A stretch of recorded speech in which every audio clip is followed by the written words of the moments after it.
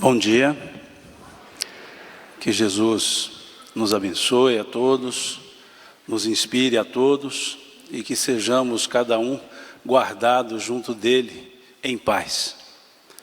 Eu agradeço o convite para vir até aqui, é a primeira vez que venho a João Pessoa, já estive 2 vezes em Campina Grande a convite do Oscar, e é uma alegria poder vir para essa terra calorosa de pessoas e calorosa pelo clima.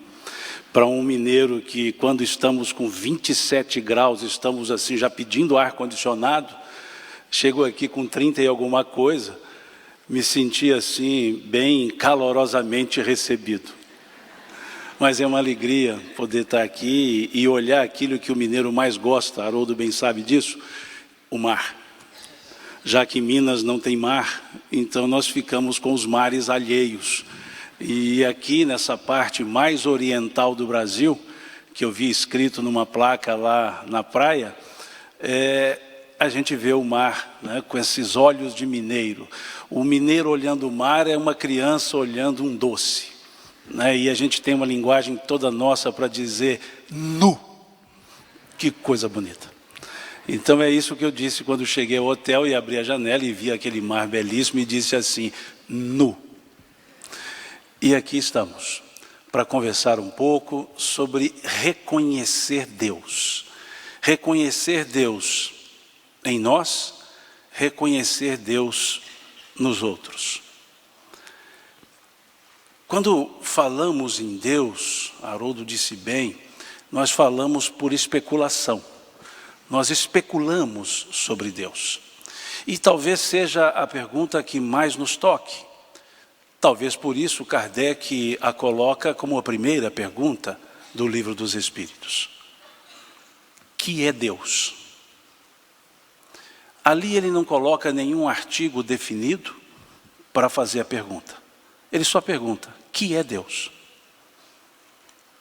E a resposta coloca um artigo definido. A resposta diz, Deus é a inteligência suprema do universo. A pergunta não tem artigo. Que é? Porque Deus não se reduz a artigo. Deus não pode ser definido.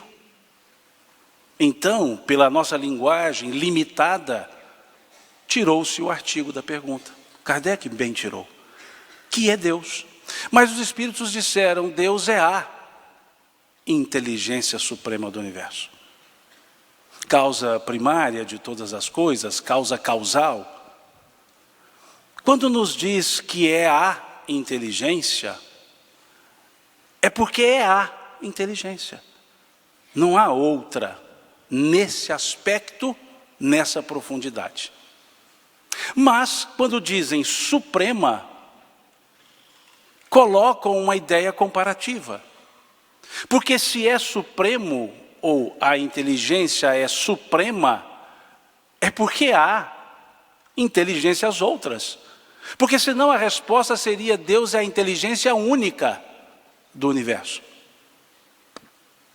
Mas a resposta foi Deus é a inteligência suprema do universo. Depois, quando olhamos a questão 23 do Livro dos Espíritos, há uma pergunta também interessante. A pergunta vem com o artigo definido. O que é o Espírito? Com um detalhe. A palavra Espírito escrita com E minúsculo. O que é o Espírito? E eles respondem sem o artigo definido. Princípio inteligente do universo. Porque o Espírito pode ser concebido. E aí a pergunta dá um artigo definido, quer uma definição. Mas quando a resposta vem sem o artigo, quer dizer também que é amplo para poder entender. E respondem, princípio inteligente do universo. Povoam, melhor dizendo, dividem com o princípio material, tendo Deus como elemento central, o que Kardec chamou na questão 27 de princípios gerais do universo. E colocou-se a ideia princípio inteligente.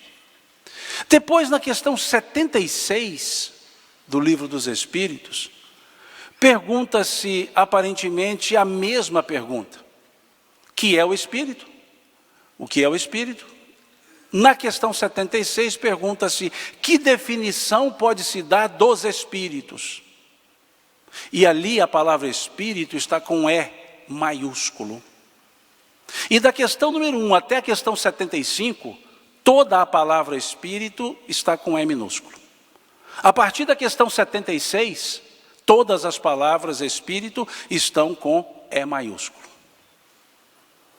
Mostrando que, pelo menos graficamente, se evolui em 50 questões. De um E minúsculo para um E maiúsculo. Mas o que é esse E maiúsculo? A resposta: são os seres inteligentes da criação. Não é mais princípio inteligente do universo. Ali vem um artigo definido na resposta: são os seres inteligentes da criação. Povoam o universo fora da matéria. Vejam a resposta. Quando olhamos a questão número 1 e olhamos a questão 76, qual palavra ou quais palavras se assemelham nas respostas? Deus é a inteligência suprema do universo. Os espíritos somos os seres inteligentes da criação, questão 76. Qual palavra ou quais palavras se assemelham? Inteligência. Inteligência suprema, quem são as inteligências supremadas? Os espíritos. E quem são os espíritos? Todos nós. Nós somos os espíritos. Nós somos os seres, vejam, seres, não mais princípio, individualização, somos os seres inteligentes da criação. Mas percebamos, na resposta para a aplicação em Deus, ou seja, o que é Deus, foi dito a inteligência. Inteligência nessa resposta é substantivo. Na questão 76, inteligente. Inteligente é o quê? Adjetivo. Deus é o substantivo. Deus não é adjetivo para nada. Deus é o substantivo para tudo. Deus não é bondoso, Deus é a bondade. Deus não é justo, Deus é a justiça. Porque Ele não é adjetivo. Ele é substantivo, Ele é a essência. Mas trazemos em nós essa essência como qualidade nossa. Por isso somos os seres inteligentes. O adjetivo deriva de um substantivo. Inteligente, característica da inteligência. Então nós trazemos em nós as características divinas. Nós temos em nós essa essência em adjetivo. Somos os seres inteligentes. E aí vamos ao versículo 27 do capítulo 1 do livro Gênesis do Velho Testamento. E o que temos lá? E Deus criou o homem. Homem e mulher os criou, à sua imagem os criou, à semelhança de Deus os criou. Vejam que interessante, nesse simbolismo, nós temos a questão 76 e a questão número 1. Porque quando diz a imagem e semelhança, óbvio, é simbólico. Mas um simbolismo que traz a realidade, porque de fato, nós somos a imagem e semelhança de Deus, pois trazemos íncito em nós, ou íncita em nós, a qualidade divina. Somos os seres inteligentes da criação. Inteligência, Deus, é a perfeição. Inteligentes em nós é a perfectibilidade. E o que é a perfectibilidade? capacidade de se aperfeiçoar. Nós não somos seres perfeitos. Nós não somos seres imperfeitos. Nós somos seres perfectíveis. Porque nós nos aperfeiçoamos. E só aperfeiçoamos porque temos esse germe da perfeição, que é Deus. Porque trazemos em nós essa imagem e semelhança. Porque trazemos em nós o qualificativo inteligente que deriva da inteligência. Num processo metonímico, quando Haroldo diz do quadro Mona Lisa, numa forma metonímica, nós podemos olhar o quadro e, em vez de dizer, eu vi a Mona Lisa, eu posso dizer, eu vi Leonardo da Vinci. Porque a metonímia é uma figura de linguagem justamente para aplicar as substituições. Autor pela obra, eu posso dizer, eu li Machado de Assis, em vez de dizer que eu li qualquer um dos seus livros. Eu posso dizer, eu li José de Alencar, ninguém leu José de Alencar, mas ao ler a obra, pode dizer que leu o autor. Ao olhar então para o quadro da Mona Lisa, da Gioconda, eu posso dizer, eu vi Da Vinci. Porque o autor põe na sua obra a sua essência, a sua característica. É o que difere olhar um quadro de Da Vinci, olhar uma pintura de Michelangelo. Cada um tem os seus traços, ou seja, cada um tem a sua própria característica, que dá autenticidade à obra. Então, num processo metonímico, eu digo, vi Da Vinci, li José de Alencar, li Machado de Assis, mas também num processo metonímico, eu posso dizer, vi Deus.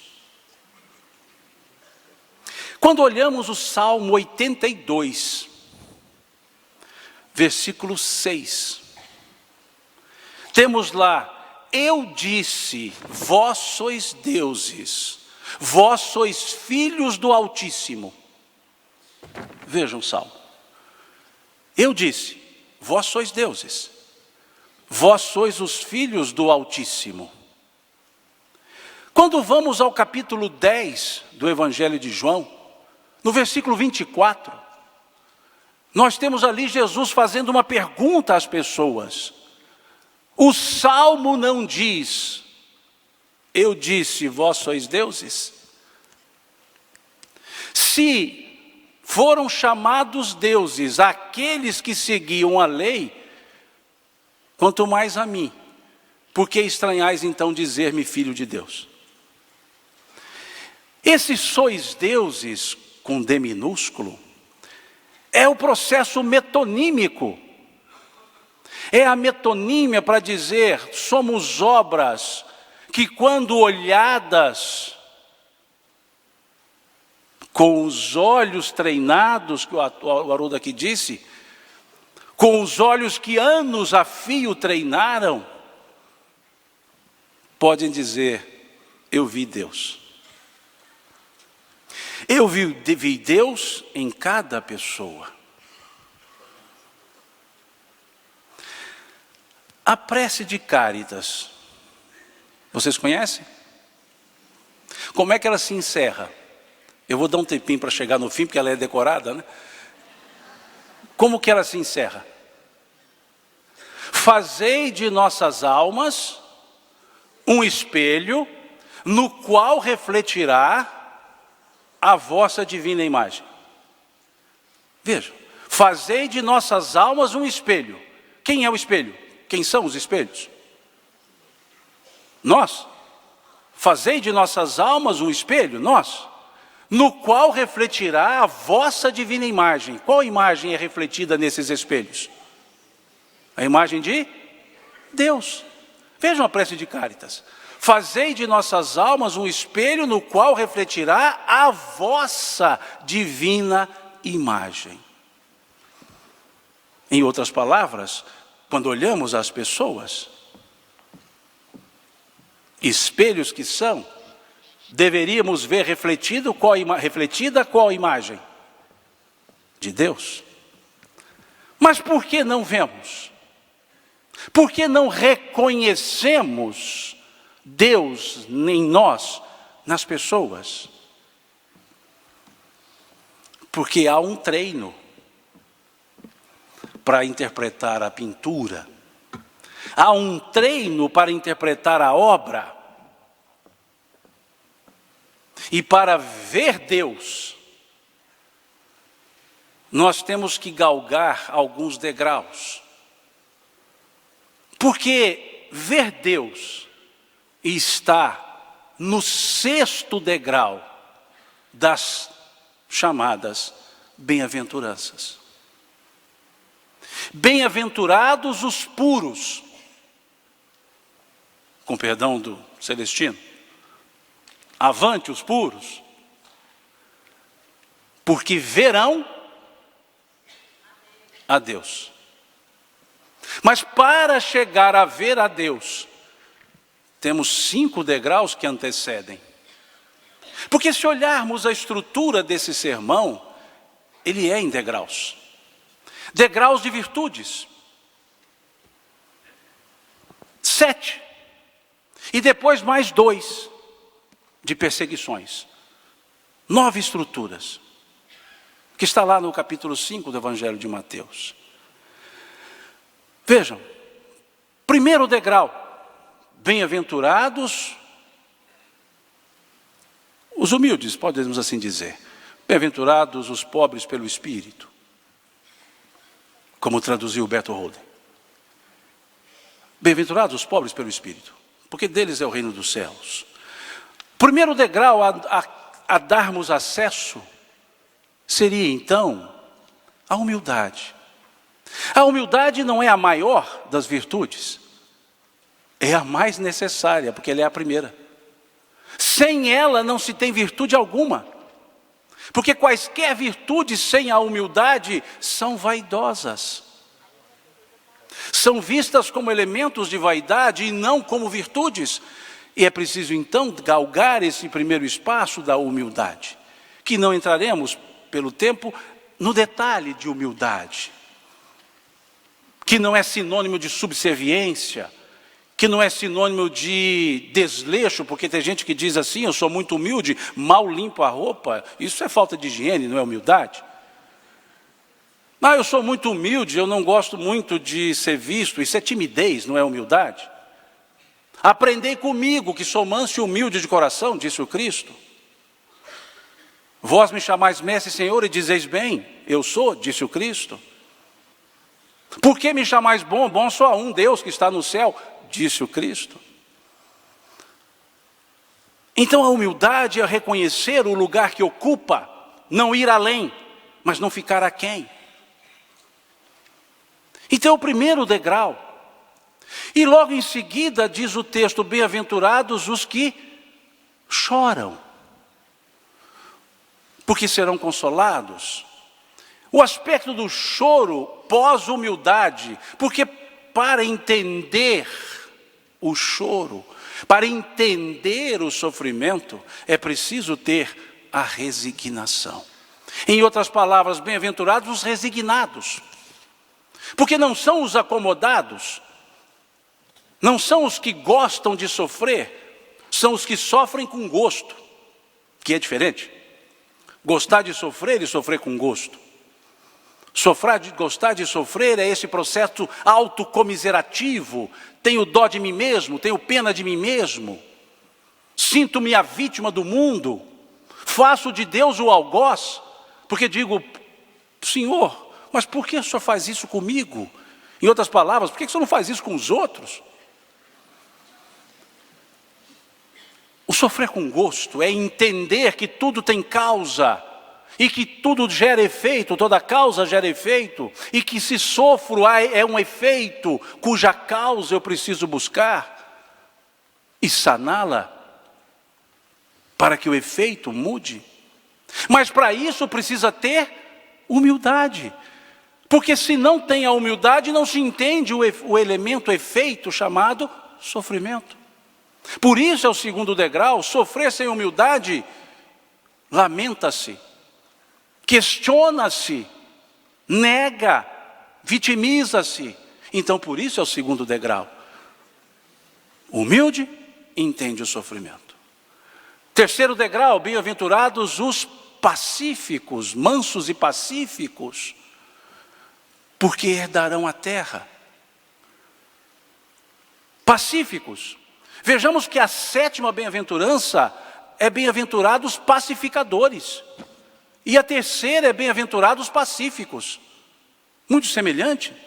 Mas ser pacífico é diferente de ser pacificador. Ser pacífico é não devolver o mal. Ser pacificador é devolver com o bem. Não tem como ser pacificador sem antes ser pacífico, porque ninguém dá o que não tem. Como transmitir paz se não há trago? Então ela está lá na terceira bem-aventurança, para que eu possa exercê-la lá na sétima depois. E só é manso e pacífico aquele que é resignado, aquele que é humilde. Galga-se a humildade, galga-se a resignação, chega-se a mansuetude. E uma vez humilde, resignado, manso, pacífico, o senso de justiça, o quarto degrau. Bem-aventurados que têm sede e fome por justiça, da justiça, porque serão saciados. Um ser que clama pela justiça sem ser manso e pacífico, sem ser resignado, sem ser humilde, não é justo, é justiceiro. E a justiça, Deus não é justiceira, tampouco parcimoniosa, ela é na justa medida. E é preciso então entendermos que humilde, resignado e pacífico tem-se a justiça, porque senão tem-se a raiva, tem-se o senso de vingança. Quarto degrau. Uma vez sendo justo, pacífico, resignado, humilde, bem-aventurados os misericordiosos. O sentimento da compaixão em um coração que é justo, em um coração que é pacífico, manso, em um coração que é resignado, em um coração que é humilde. Porque senão essa misericórdia sem esses degraus seria, na nossa linguagem comum, o bonzinho, o interesseiro. Condoo-me com esses porque preciso desses, não condoo-me com os demais. Misericórdia não no sentido de dó, não no sentido de pena, mas compaixão, compadecimento, padecer junto. Alteridade, Jaime, empatia. Isso está lá no misericordioso. A íntima compaixão exaltada pelo Cristo na parábola do samaritano, do bom samaritano, assim traduzido. Mas vejam, é o quinto degrau. Para sermos misericordiosos, precisamos ser humildes, resignados, mansos, pacíficos e justos. E aí sim, humilde, resignado, pacífico, justo, misericordioso, a sexta bem-aventurança. Bem-aventurados os puros de coração, porque verão a Deus. Por que então não vemos Deus nas pessoas? Porque mal galgamos o primeiro degrau. Temos lances de humildade, mas na maior parte das vezes não somos tão humildes assim. Quando nos interessa, somos. Quando não nos interessa, não somos. Então veja como entender, reconhecer Deus nas pessoas, no outro, no próximo e mesmo em mim, se eu não carrego as virtudes necessárias para tanto? Aí temos o sentido que nos falta. Mas quando olhamos a questão número 11 do Livro dos Espíritos, em sequência à pergunta 10, pode o homem entender a natureza íntima de Deus? Na 11 se pergunta, um dia o homem verá Deus? E eles respondem em consonância com a questão 244 que foi aqui falada.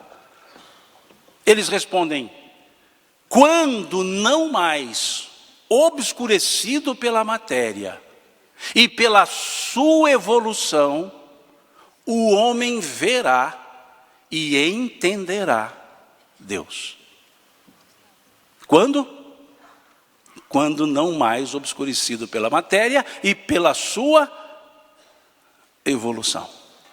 Ou seja, galguemos esses 5 degraus, evoluindo. Que nossos olhos não mais estarão obscurecidos pela matéria. E aí vem uma partícula conclusiva na resposta. Então,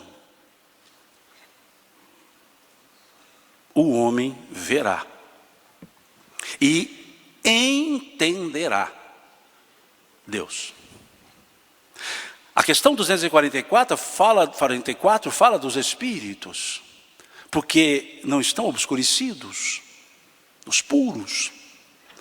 A 11 usa o termo homem, para dizer, nós, os que, me permito a linguagem mineira, os capengas, essa capenguice nossa, vamos galgar esses degraus, essa escada ascensional. E aí, puros de coração, porque muitos entendem pureza como sinônimo de ingenuidade, mas pureza não é ingenuidade. Sede prudentes, como as serpentes, disse o Cristo, e dóceis, como as pombas. Dóceis como as pombas, sem a prudência da serpente, ingenuidade. A prudência da serpente sem a docilidade das pombas, maldade. E essa justa medida do puro de coração, galgando os degraus da humildade, da resignação, da mansuetude, da justiça, da misericórdia. Os olhos se abrem, a pureza se faz. E aí enxergamos Deus em quaisquer pessoas. Porque enxergamos Deus metonimicamente falando. Enxergamos Deus, em outras palavras, enxergamos a perfectibilidade que cada um temos.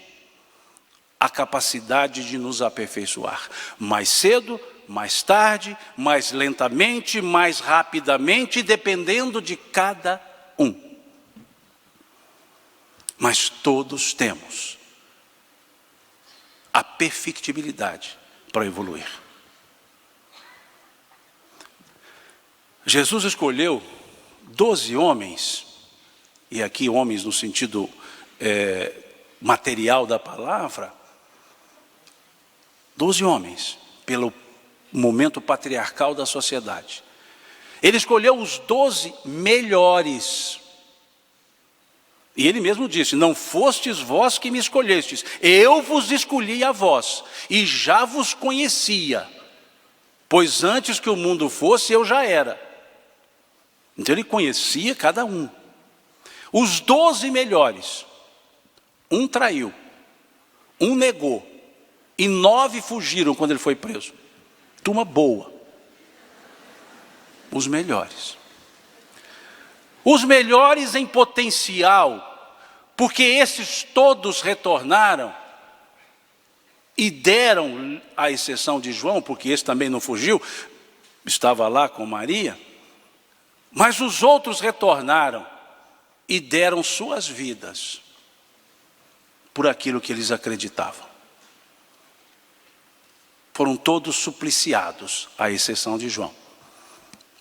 Não sei se é porque ele não fugiu. Ilação. Mas veja, porque eram pessoas como nós somos, perfectíveis, que trazemos defeitos vários, virtudes várias, mas em confusão, e que vamos nos ordenando degrau a degrau, encarnação a encarnação, momento a momento, atitude a atitude. E assim abrimos nossos olhos, não físicos, que ali o texto belíssimamente chamou de pureza de coração. E veremos Deus. Cada um de nós. Deuses, D minúsculo. Pela potencialidade evolutiva do germe da perfeição que Deus nos colocou.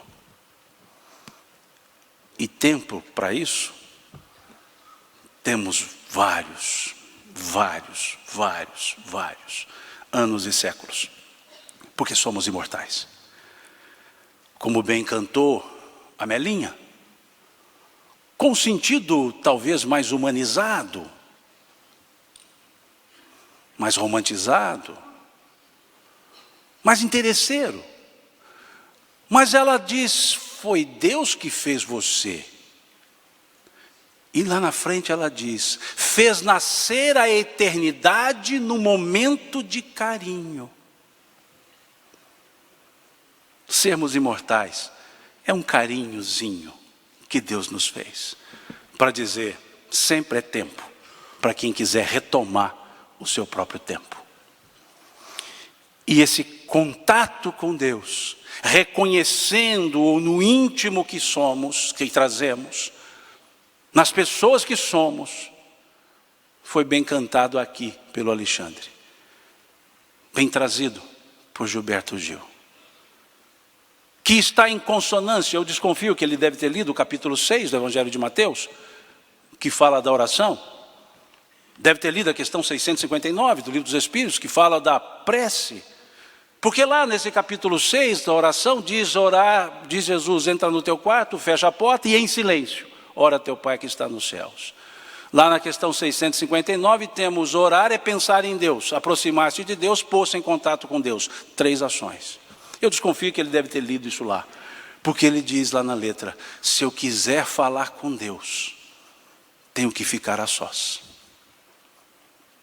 Tenho que apagar a luz. Tenho que calar a voz. Tenho que encontrar a paz. Tenho que soltar os nós dos sapatos, da gravata, dos desejos, dos receios. Vejam. Tenho que esquecer a data. Tenho que perder a conta. Tenho que ter mãos vazias, a alma e o corpo nus. Esse é o momento de maior intimidade que nós temos. Quando a criatura se volta para o Criador e o sente, e sente que é por Ele olhado, cuidado e amado. Isso é reconhecer Deus. Que Deus nos abençoe.